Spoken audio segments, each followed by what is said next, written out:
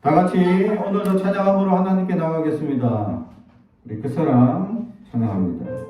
하나님의 한량없는 사랑과 은혜를 기억하는 우리가 되기를 주님의 이름으로 축복합니다.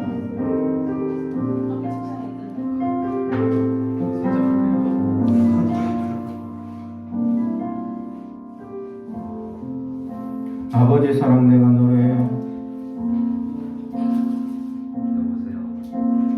아버지 사랑 내가 노래해.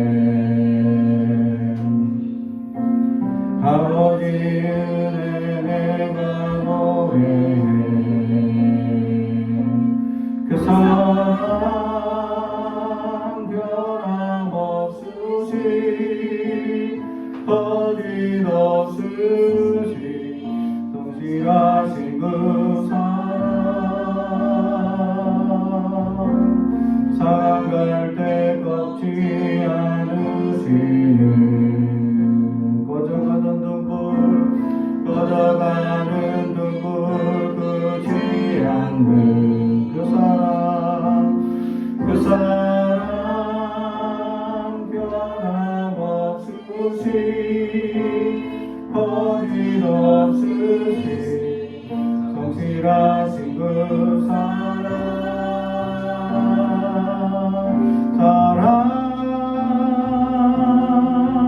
그 사랑 날 위해 죽으신 날 위해 다시 사신 예수 그리스도 다시 오실 그 사랑 죽음도 생명도 천사도 하늘의 어떤 권세도 끊을 수 없는 영원한 그 사랑 예수. 한 번 더 아버지 사랑 내가 노래해. 아버지 은혜 내가 노래해. 그 사랑 변함없으시 거짓없으시 성실하신 그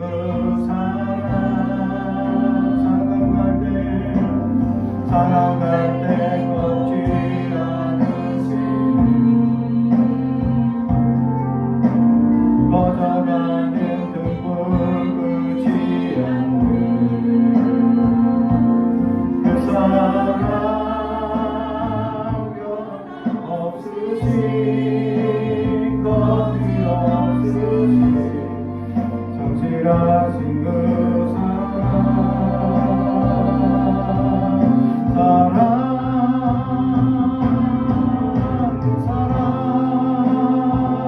날 위해 죽으신 날 위해 다시 사신 예수 그리스도 다시 오실 그 사랑 죽음도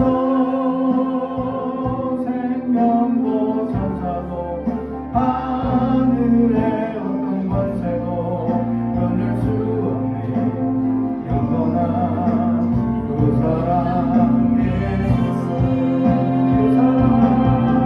그 사랑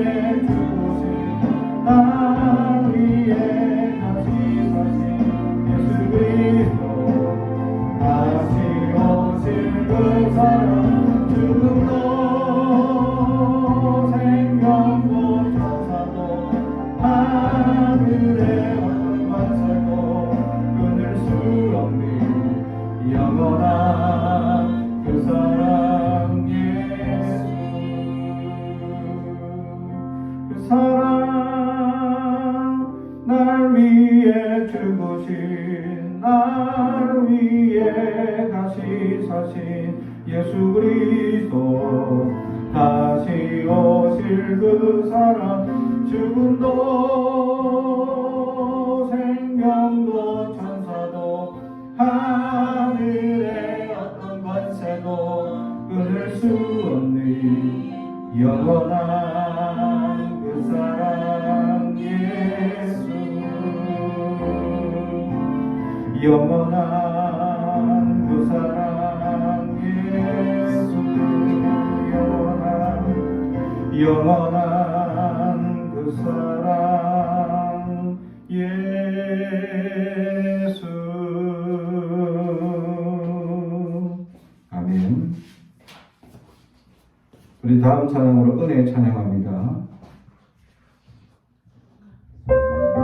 우리 인생에 돌아보면 은혜밖에 없습니다. 하나님이 지켜주시고 함께 해주신 그 은혜를 찬양합니다.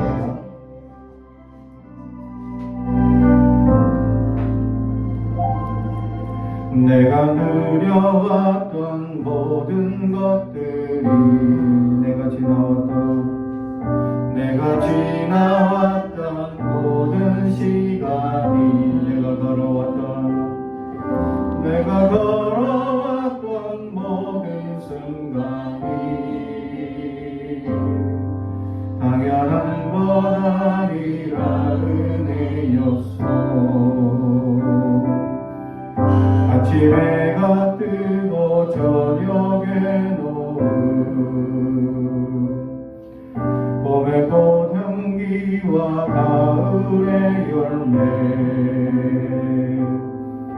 변하는 계절의 모든 순간이 당연한 것 아니라 은혜였소. 모든 것이 은혜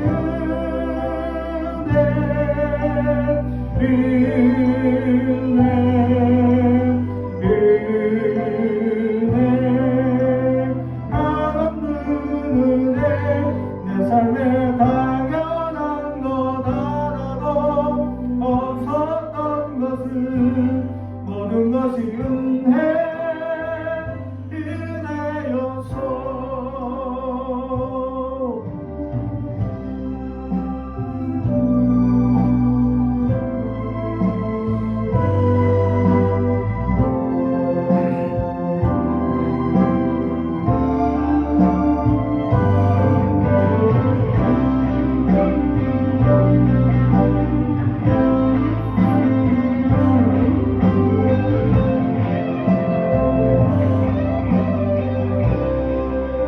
내가 이 땅에 태어나 사는 것 어린아이 시절과 지금까지 숨을 쉬며 살며 꿈을 꾸는 삶 당연한 것 아니라 은혜였소. 내가 하나님의 자녀로 살며 오늘 찬양하고 예배하는 삶 복음을 전할 수 있는 축복이 당연한 것 아니라 은혜였소. 모든 것이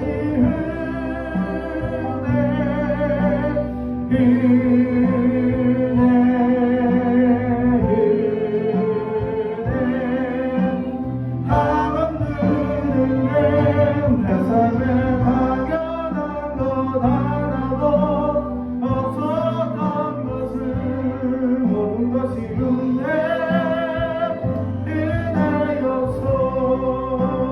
모든 것이 은혜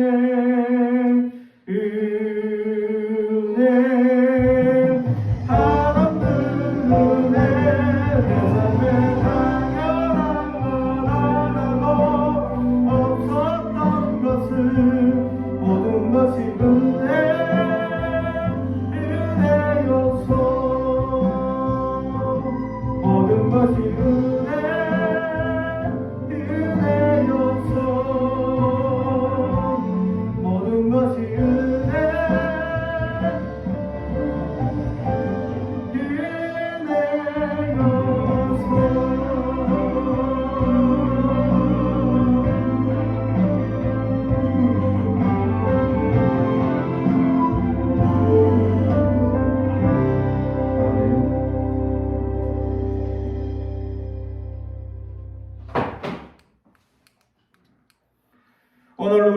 주신 하나님의 말씀은 데살로니가전서 3장 9절에서 13절의 말씀입니다. 데살로니가전서 3장 9절에서 13절까지 말씀, 신약성경 331페이지입니다.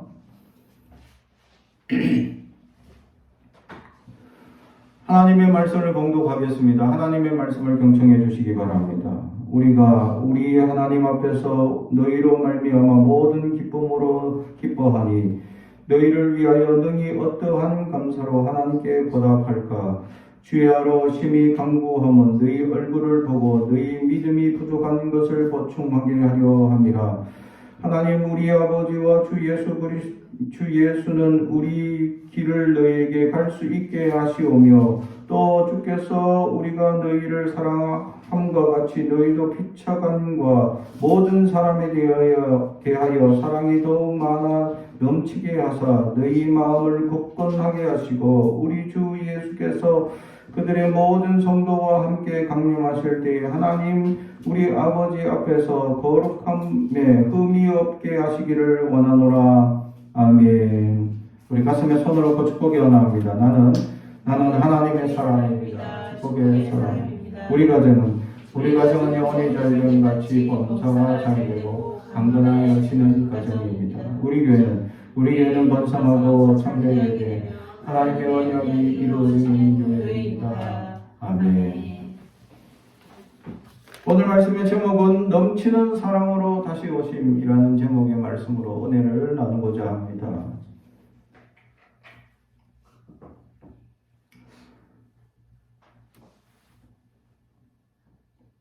유명한 작가 중에 이회수라는 작가가 있습니다. 그분이 써놓은 날마다 하늘이 열리나니라는 글에서 팔이 안으로만 굽는다 하여 어찌 등 뒤에는 그대를 안을 수 없으랴. 내 한 몸 돌았으면 충분한 것을 이라는 글귀가 있습니다. 우리가 이 땅에 살아가면서 사실 팔이 안으로 굽는다 하여 내 안의 사람들만 사랑하고 있는 현실에 대해서 이예수 작가는 다른 이들도 사랑할 수 있다라는 것을 말씀해 주고 있죠. 성경에서도 우리에게 가르쳐 줍니다. 내 이웃을 내 몸과 같이 사랑하라. 원수에 대해 어떻게 합니까? 70번에 7번까지 용서하라. 70번에 7번. 완전수 7을 2번이나 말씀하시는 것은 그냥 무한대로 용서해 주라라는 예수님의 용서의 개념을 우리에게 말씀합니다. 그 숫자적 개념으로 7749 490번 용서해야 됩니까? 그러면 안 되면 490번 용서해 보라는 겁니다. 그 한 사람에 대해서 490번이면 얼만큼 용서가 될까? 어떤 사람은 이 얘기를 하니까 어떤 성도는 이렇게 얘기합니다. 평생 남편이랑 살았는데 490번만 용서했겠습니까? 아마 49,000번 이상 용서했을 것입니다. 이렇게 얘기하는 분들도 있었습니다.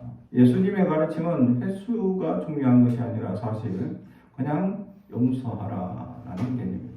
용서의 개념이 뭐냐라는 거죠. 그렇다면 용서의 개념은 우리가 용서했습니다 하면 뒤도 돌아보지 않고 이제 다시 그 사람을 예전처럼 처음 보는 것처럼 우리가 대해 주어야 되는데 사실 우리의 이 사람이라는 것은 이 경험이라는 것 때문에 얽매여 있는 부분들이 많이 있습니다. 그러다 보니 용서했다 하지만 또 잘못했을 때 우리가 얘기하듯이 또 잘못했네 라고 얘기를 합니다. 용서했는데 다시 잘못하면 처음 잘못한 것인데도 불구하고 우리는 이전 잘못을 다시 기억하는 것이 우리의 인지상정이다라는 사실, 이것이 우리의 연약함이다라는 것이죠. 그러기에 예수님은 그걸 너무 잘 알기에 그냥 용서를 하라라고 말씀합니다. 그럼에도 불구하고 우리는 용서하지 못하는 사람들이 있습니다. 품지 못하고 정말 우리를 한없이 어렵게 한 이들에 대해서 용서를 베풀지 못합니다. 용서라는 것은 사실 상대방이 용서를 구할 때 용서를 해주기 때문이죠. 용서를 구하지 않으면 용서해주기 어렵다라는 사실입니다. 제가 목회를 지금까지 30년을 했죠. 부교육자로 20년을 했습니다. 그러다 어느 교회에서 사역하고 있을 때 정말 우리를 힘들게 했던 어떤 이제 사모님 한 분 계십니다. 근데 그분이 장례식에 갔더니 저를 갑자기 손을 붙잡고 눈물을 흘리며 회개하시더라고요. 용서해 주세요, 목사님. 제가 잘못했습니다. 용서해 주세요, 목사님. 그러자 제 안에 있던 모든 이제 증오감, 또 그분에 대한 생각들이 다 눈 녹듯이 녹아버렸다라는 사실입니다. 용서를 빌지 않으면 용서해 주지 않을 것이다 라고 생각했던 마음이 있었습니다. 너무나 힘들었고 그분의 언행, 행동, 모든 것이 우리를 거칠게 만들었고 힘들게 만들었던 생활이었죠. 마치 제가 부교육자 20년 생활을 하면서 아마 그 교회에서 1년을 살았는데 한 1년이 한 20년 산 것과 퉁칠듯이 굉장히 힘들게 하시던 분이셨다라는 거죠. 그런 어렵게 하시던 분이 갑자기 제 손을 붙잡고 회개하더라라는 겁니다. 그분이 이제 은퇴하시고 사람들을 돌아보니까 정말 우리만큼 진실하게 대해줬던 사람이 없었다라는 것을 그때서야 깨달더라라는 거죠. 사람은 참 그때 깨달고 그때 잘해주시고 그때 참 당신은 신실하십니다 하고 인정해주고 세워주면 정말 감사할 건데 그렇지 않고 사람들은 열심히 섬기고 진실한 마음을 참 이기적인 마음으로 이용하는 사람들이 너무 많더라라는 거죠. 그리고 지나고 나면 그때서야 당신은 참 신실했습니다 라는 얘기를 듣습니다. 처음부터 끝까지 신실한 사람이 될 수 있을까? 이건 참으로 힘든 일이죠. 그만큼 고통스럽습니다. 제가 20년 부교육자 생활 가운데서 정말 감사가 넘치고 기쁨이 넘쳤다라고 말할 수 있는 교회는 거의 없습니다. 아예 없다고도 얘기할 정도로 힘들고 어려웠죠. 그래서 굉장히 힘들고 어려운 부교육자 생활들을 거쳐서 제가 늘 가슴에 가지고 있었던 의구심이 있었습니다. 스승과 제자와 같은 그런 이 담임 목사와 부교육자의 관계가 있을까 과연? 정말 좋은 마음으로 그들을 가르친다는 마음으로 이제 부족하니까 부교육자죠. 그래서 이 가르쳐 주시고 이렇게 타일러 주시고 또 못하는 거나 부족한 것이 드러나기 마련입니다. 그러면 이렇게 안내해 주고 세워주는 것이 아니라 대부분의 담임 목사님들은 저를 깎아내고 저를 힘들게 하고 징계하시고 심판하고 일반 직장 생활의 상사와 부하 직원처럼 다루더라는 거죠. 그러면서 제가 많이 힘들었습니다. 어떻게 예수를 믿는다는 그분들이 어떻게 일반 직장인보다 더 인격 모독과 또 세상적 어떤 말로 할 수 없는 그런 괴로움을 줄 수 있느냐라는 것을 생각하며 참 마음에 안타까운 마음이 힘들었습니다. 그럼에도 불구하고 저는 내 안에 신실함, 진실함을 거부할 수 없었기 때문에 그걸 지키려고 굉장히 몸부림을 치고 굉장히 어렵게 살아왔다라는 것이죠. 이것이 지금 단 몇 번으로 지나가는데 인생의 고백이지만 사실 험난하고 괴로운 일들이 엄청나게 많았다라는 거죠.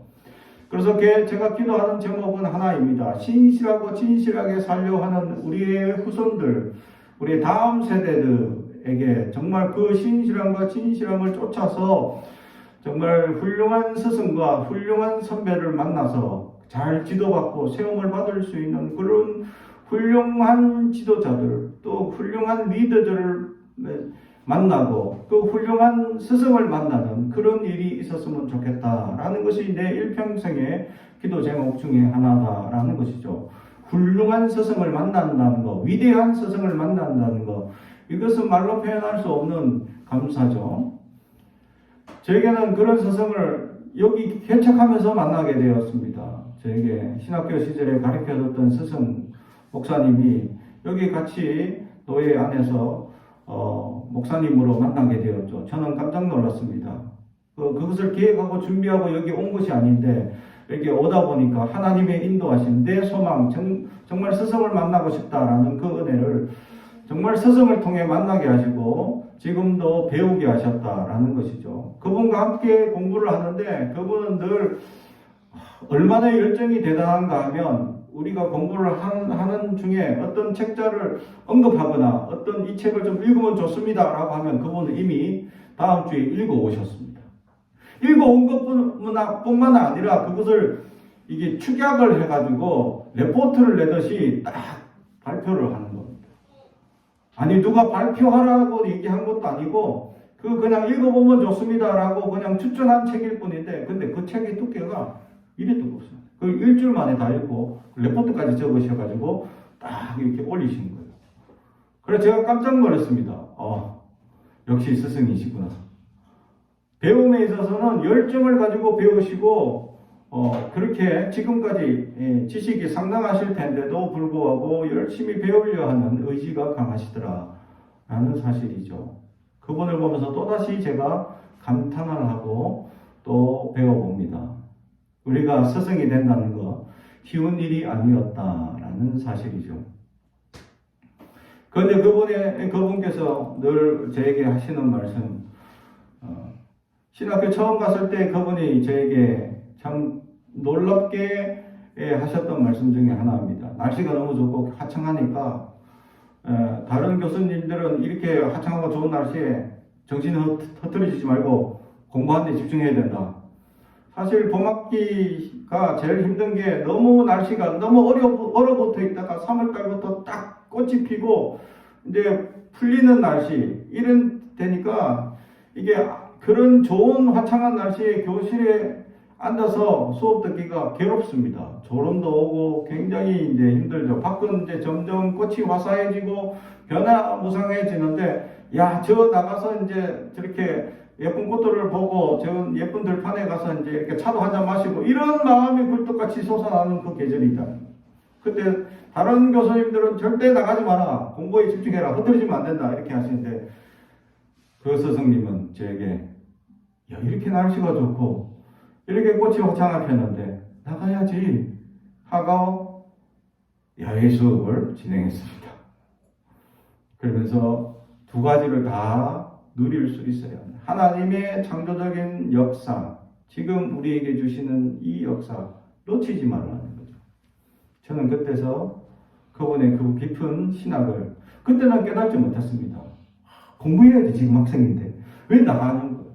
나가면 벌써 나간다고 시간 끌리죠. 또 끝마치고 돌아와는데 시간 끌리죠. 그래서 왔다 갔다 시간 끌리고 정신 이렇게 하면 수업이 되겠습니까? 정신에 다 밖에 팔려서 수업도 제대로 안 되죠. 그러면 나는 배우고 싶은데 배우는 게 더 중요한 시기라고 생각하는데 뭐 자꾸 밖에 나가시고 뭐 자꾸 그분도 또 체육을 좋아하셔가지고 지금도 열심히 족구도 하시고 시간만 나면 족구하시고 학생들이랑 시간만 나면 탁구 치러 가시고 그래 저는 별로 이게 훌륭한 스승이 아닐 것 같다라고 얘기했던 그때는 근데 지금을 돌아와서 보면 역시 훌륭한 스승이셨다.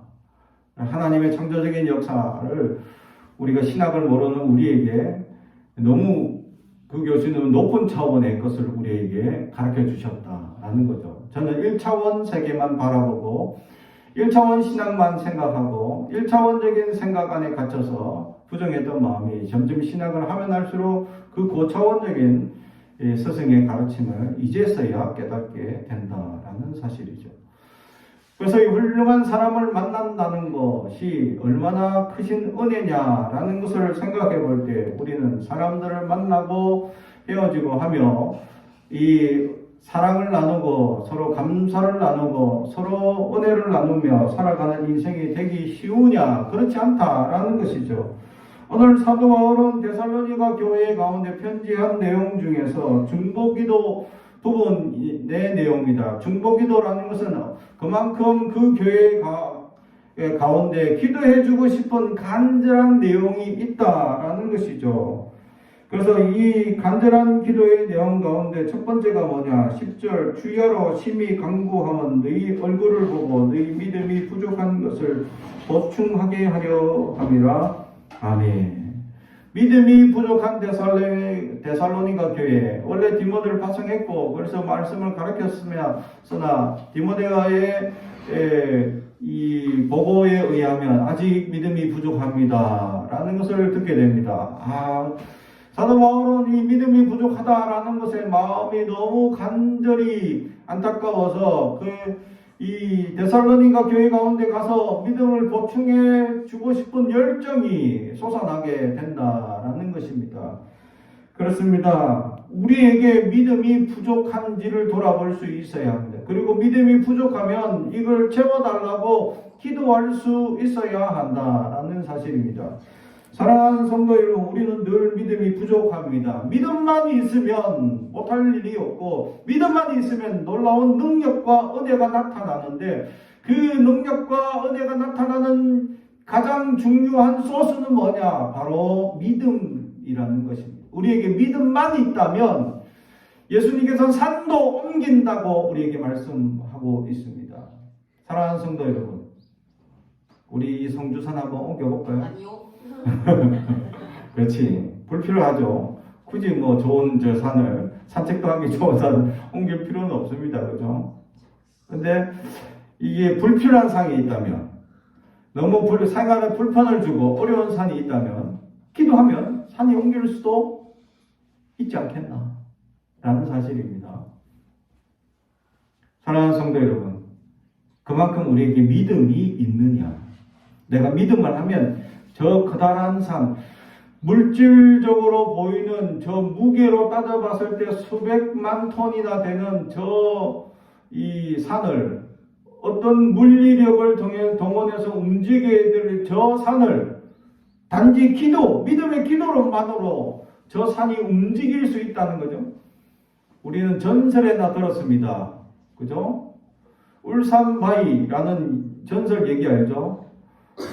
그 설악산에 울산바위가 있습니다. 왜 설악산에 울산바위가 있냐? 원래 금강산까지 가다가 설악산까지 거기서 멈춰버려가지고 울산에서 출발했던 바위라서 그래서 울산바위라고 칭하는 전설 얘기가 있습니다. 금강산에 좋은 이게 산들이 다 모였는데 가다가 멈춘 그 바위라 해서 그렇게 명칭하는 전설처럼 마치 산을 그런 물리력을 통해서 움직이는, 그거는 전설에나 나오는 이야기입니다. 치부하는 거죠. 다른 말로 표현한다면 이 세상에 물리력으로 할 수 없는 정말 위대한 역사들이 있습니다. 사람이 어떻게 계획해서 또 사람이 이것을 움직여서 할 수 없는 정말 불가능하다라고 생각하는 일들이 있습니다. 그런데 하나님께 간구하면 된다라는 것을 예수님께서 우리에게 말씀해주고 있는 것이죠. 그러므로 우리는 믿음을 보충해주는 기도가 얼마나 중요한지를 우리는 알아야 합니다. 그래서 믿음을 주옵소서. 우리는 하나님께 믿음을 달라고 간절히 기도하며 하나님께서 채워주신 믿음이 있다면 일평생의 어떤 어려움이나 문제도 이겨낼 용기가 그 믿음을 통해서 다시금 솟아나게 된다라는 것을 발견하게 될 것이다 라는 사실입니다. 사랑하는 성도 여러분, 결국 믿음이 세상을 이기고 믿음이 우리의 모든 삶 중에 부딪히는 역사들, 어렵고 힘들게 하는 괴로운 일들을 이기게 하는 소스가 바로 믿음이었다라는 사실이죠. 또한 그리스도인에게 있어서 믿음은 가장 중요한 요소 중에 하나다라는 사실이죠. 예수님께서 끊임없이 제자들에게 요구하셨던 것이 믿음이었기 때문입니다. 그래서 믿음 없을 때마다 제자들을 책망하시고 믿음 없는 자들아 하고 그들을 책망하셨습니다. 그들에게 다른 것을 요구하신 것이 아닌데 믿음을 요구하셨던 것이죠. 이처럼 우리가 살아가면서 믿음이 있느냐? 예수님이 나의 생명이 되신다는 믿음이 있느냐? 예수님이 나의 모든 것이 되신다는 그 믿음이 있느냐? 그 믿음 하나만 가지면 우리가 모든 것을 알 수 있다라는 것이 성경의 가르침입니다. 사랑하는 성도 여러분, 그 믿음을 위하여 기도할 수 있는 저와 여러분이 되길 주님의 이름으로 축복합니다.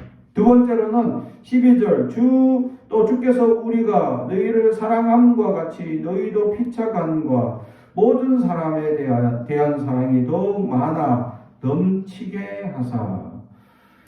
두 번째 사도 바울이 중보기도 하던 제목이 바로 사랑이 넘치게 해달라고 기도하고 있습니다. 바로 오늘 말씀의 제목이죠. 넘치는 사랑을 가진 사람. 넘치는 사랑을 가진다라는 그 말 자체가 힘듭니다. 왜냐하면 세상에 너무나 이기적이고 세상은 부패하고 부정이 많은 사람들 간에 살아가며 우리는 예수 그리스도의 생명력이 우리를 주관하지 않고 세상의 즐거움이나 세상의 희락에 빠져있는 그 순간 우리는 이 하나님의 모든 소망이 우리를 주관하지 못하기 때문이죠. 그래서 우리는 패배의식과 좌절과 연약한 것들이 우리를 주관하게 된다라는 사실입니다. 그래서 우리가 날마다 하나님 앞에 회개하고 자복하며 나아가야 한다라는 것이죠. 그러다 보면 하나님의 은혜를 더디고 결국 하나님의 사랑이 무엇인지를 발견하게 된다라는 사실입니다. 다시 말해 하나님의 사랑이 어떠한지를 깨닫기 위한 중요한 요소가 하나 있는데 그것이 바로 은혜라는 사실입니다. 그렇습니다. 은혜는 무엇입니까? 하나님께서 우리에게 얼마나 놀랍게 역사하셨는지를 깨닫는 것입니다. 사랑하는 성도 여러분, 여러분을 하나님이 얼마나 놀랍게 지금까지 함께 해주시고 여러분의 삶을 지도하시고 인도해 주셨는지에 대해서 깨닫는 그 순간 큰 은혜와 감격을 깨닫게 된다라는 사실. 그럴 때 내 눈에 쌓여있던 수많은 부정의 역사들이 떠나가 눈꺼풀이 떨어져 나가는 그러한 역사를 경험하게 되고 결국 성경에서 그렇게 얘기합니다. 새 하늘과 새 땅을 보게 될 것이다. 할렐루야. 새 하늘과 새 땅을 보게. 정말로 제가 은혜 받았을 때 고등학교 때 은혜를 정말 감격과 은혜를 받고 정말 새 하늘과 새 땅을 딱 보이는데 은혜를 받으니까 모든 것이 감사합니다. 그리고 마치 내가 보는 눈들이 우리가 마치 사진에 보면 뽀샤시 효과 있죠. 그런 효과처럼 세상이 보이기 시작. 다 아름다워. 다 아름다워. 모든 것이 좋아 보이고 모든 세상 자체가 만족이었다. 그전에는 불만이었고 내 삶 자체가 불만이었고 내 태어난 것 자체가 저주였고 내 삶 자체가 정말 이 가난하고 어려운 가정에 태어나서 불신의 가정에 부모님들 내가 교회 갈 때마다 두들겨 패시고 그렇게 맞아가면서 믿음 생활을 해야 되는 이 모든 삶 자체가 저주였고 힘들었는데 갑자기 은혜를 받는 순간 이게 축복으로 변하더라. 할렐루야. 그런데 아버지께서 나를 패시는 그 손이 뽀샵 효과로 아름답게 보이더라.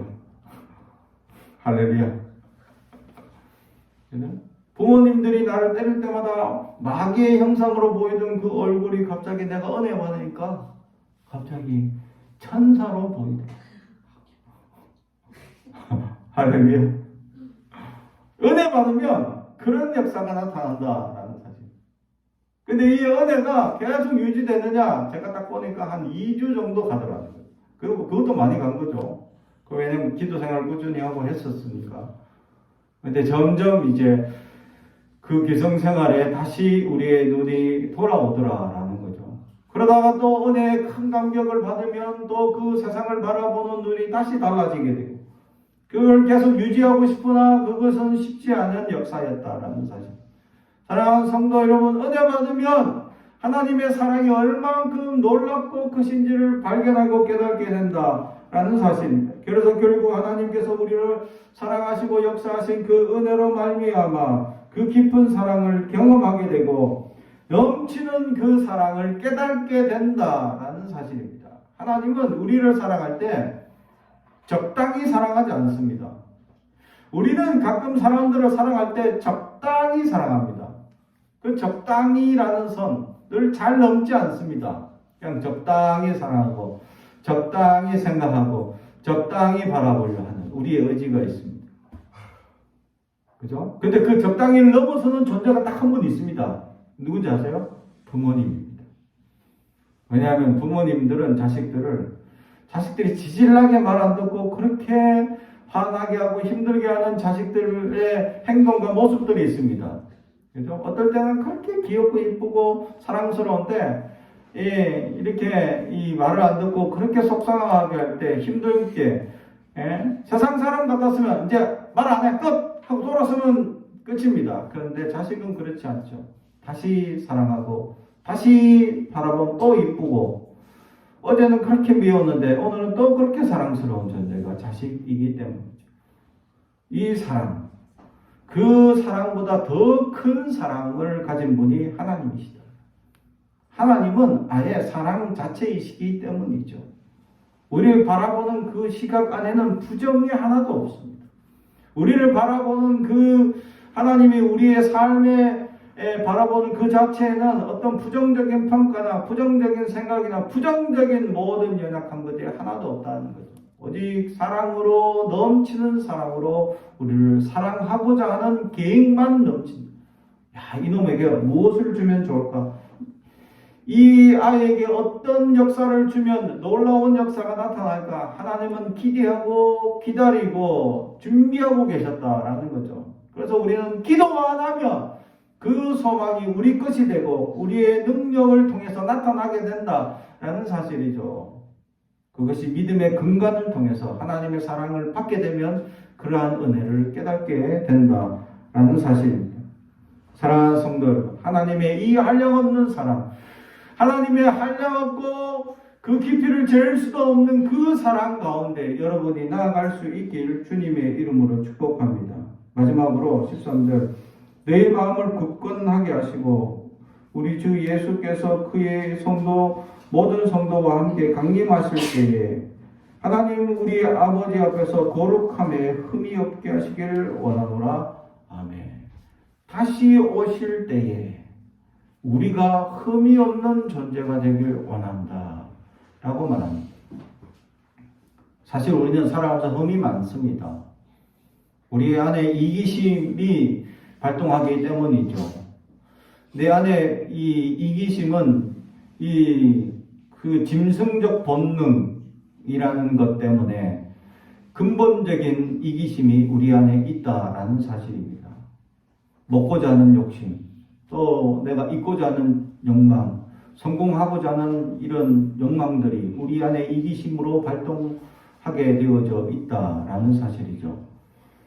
그러한 이기심으로 말미암아 우리는 흠이 많기 마련입니다.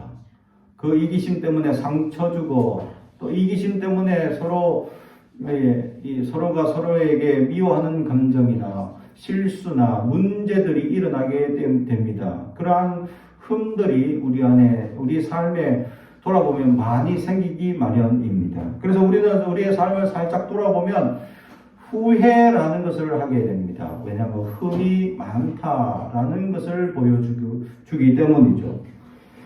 그런데 예수님을 만날 때 흠 없이 될 수 있느냐라는 것이죠.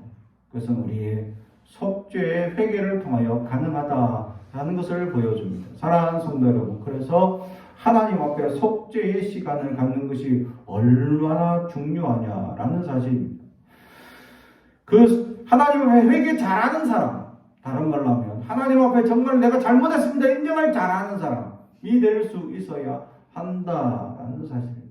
사실 우리가 살아가면서 어떤 문제에 있어서 내가 잘못했습니다 이렇게 인지하고 고백하면 간단한 문제로 해결될 것을 우리는 어떨 때 고집 부리고 아집 부리다 보면 그 문제를 크게 야기시킬 때가 많다라는 거죠.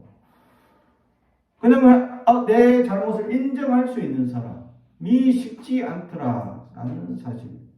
목회자의 그 실수는 뭐냐면 내가 말씀을 다 안다라고 치부하는 이 실수가 큽니다. 교인들이 물어보면 마치 다 아는 것처럼 대답해 줘야 돼요. 또 교인들도 다 알아야 되는 걸로 치부하고 질문할 때가 많죠. 근데 사실 많이 성경을 보긴 보지만 다 알기는 힘듭니다. 신학적인 난제도 많고 어려운 게 많죠. 저는 겨우 이제 30년 하니까 이제 겨우 성경을 조금 이해하더라라는 거죠. 근데 전도사 때 보면 막 신학적인 난제를 가지고 막 서로 논쟁하고 싸우는 거 보면 무서웠습니다. 그래서 저는 전혀 모르고 그럴 때마다 저는 잘 모르겠습니다. 하고 대답을 했었죠. 이 대답 한마디에 저는 사랑하는 아내를 얻었습니다. 신학적인 난제의 질문을 처형이 막 그 같이 사역하던 전도사에게 막 질문을 했습니다. 그래서 막 두 분이 싸우는 거야, 두 분이서. 그래서 왜냐하면 처형도 신학을 했기 때문이죠. 그래서 신학적인 난제가 뭔지를 잘 알고 질문을 하는 겁니다. 어떻게 하든지 곤란하게 만들려고. 그래서 막 두 분이서 싸우는데 갑자기 느닷없이 나한테 그 질문을 그 처형께서 하시는 겁니다. 그러면 전도사님은 어떻게 생각하십니까? 라고 딱 물었을 때 나는 그때 신학교 이제 6개월 다닌 사람으로 전도사 이제 한 달 차인가 2달 차 딱 되고 있는데 갑자기 그 말을 물으니까 저는 잘 모르겠습니다. 저는 아직 부족해서 그걸 잘 모르겠으니까 혹시 알고 싶다면 제가 교수님한테 물어봐서 알아와서 대답을 하겠습니다. 라니까 그렇게 막 싸우던 처형이 갑자기 아무 말도 할 수 없었다. 그러니까 저희 아내가 아니 우리 언니를 잠잠하게 만드는 전도사님이 있을 수 있으랴. 지금까지 왔던 전도사님들이랑 이런 신학적인 논쟁으로 늘 싸우셨는데 이분은 안 싸우시네. 아니 싸울 수 없도록 만드시네. 야 인품이 훌륭하시다 하고 속으신 다음에 나랑 결혼하셨다 라는 사실이죠. 진실하게 대답한 그 하나 때문에 저는 아름다운 여인을 얻었습니다. 진실하게 살아가는 것만으로 여러분은 진실하게 살아가는 것이 어떨 땐 바보처럼 그것도 모르냐고 막 치고대고 그것도 모르는 거냐고 바보처럼 여길 수 있지만 진실이죠. 내가 모르는 걸 모른다 하는 것이 어리석은 것이 아니라 진실이었다. 그런데 미인을 얻었다. 할렐루야. 진실하게 살면 여러분은 미남을 얻을 수 있고 훌륭한 인격의 소유자를 얻을 수 있다라는 사실입니다.